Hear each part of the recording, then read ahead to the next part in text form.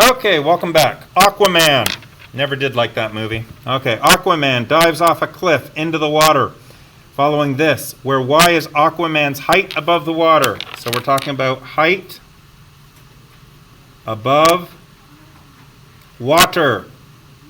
H2O. And this is going to be your water level.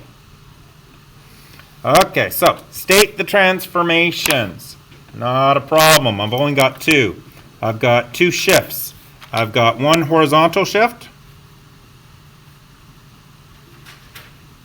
to the right, 5, and I got one vertical shift. Down, 9. Step pattern. The A value here, kids, is 1. Okay, let's not get too confused on that. There's an invisible 1 here.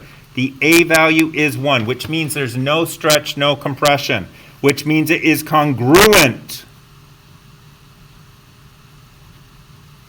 to y equals x squared, which means it's the same shape as y equals x squared, which means your step pattern is over x up x squared from vertex, always from the vertex. So let's graph this puppy. So the vertex is 5, negative 9. 5, let's get this right, negative 9. Goodness gracious. That's my vertex. It goes up from here. So over 1, up 1. Over 1, up 1. Over 2, up 4. 1, 2, 3, 4. 1, 2, 3, 4. Over 3, up 9. Well, since this is negative 9, that'll be here. And here, what this means is, that's water level. Now, it's important to know where I'm going to be jumping in from. I want to know my y-axis. Oh, you can't see what I'm doing. I'm so sorry. Okay, so here's the vertex, 5, negative 9. And then what I did was I went over 1, up 1. And then I went over 2, up 4. And then I went over 3, up 9. And I did the same because it's symmetric. So there you are. You're all caught up.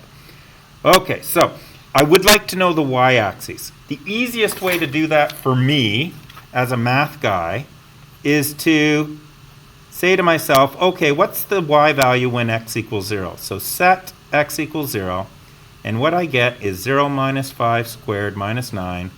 I get negative 5 squared minus 9. I get 25 minus 9. I get 16.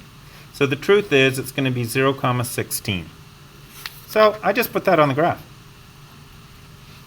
Now, if I wanted to, I can continue the step pattern and find it. So what it would be is over 1, 2, 3, 4, 5, and it would be up 25. So 1, 2, 3, 4, 5, 6, 7, 8, 9, and then up another 16 is a total of 25. Now, that's your choice. You do it any way you want. Over here, I get a similar point here, and so my parabola is going to look something like this.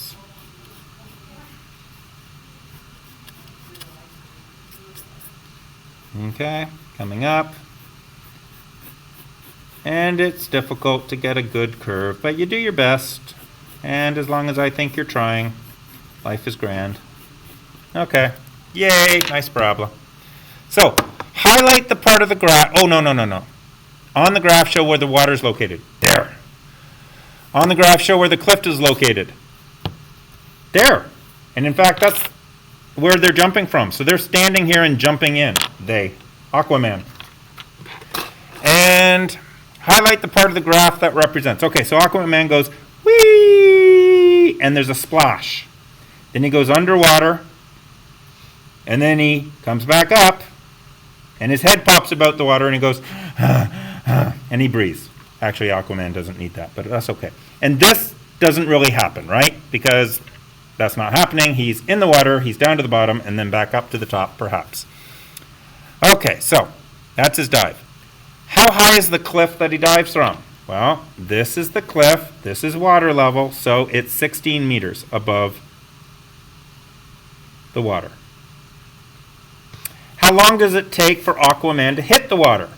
Well, he goes splash right here. So that's 2 seconds. How long is he under the water? Well, assuming he goes under and back up, he's under from 2 seconds to 8 seconds. So that time between 8 and 2 is 6 seconds. And how deep under the water does he go? Well, he goes right down to -9. So he goes 9 meters under the water.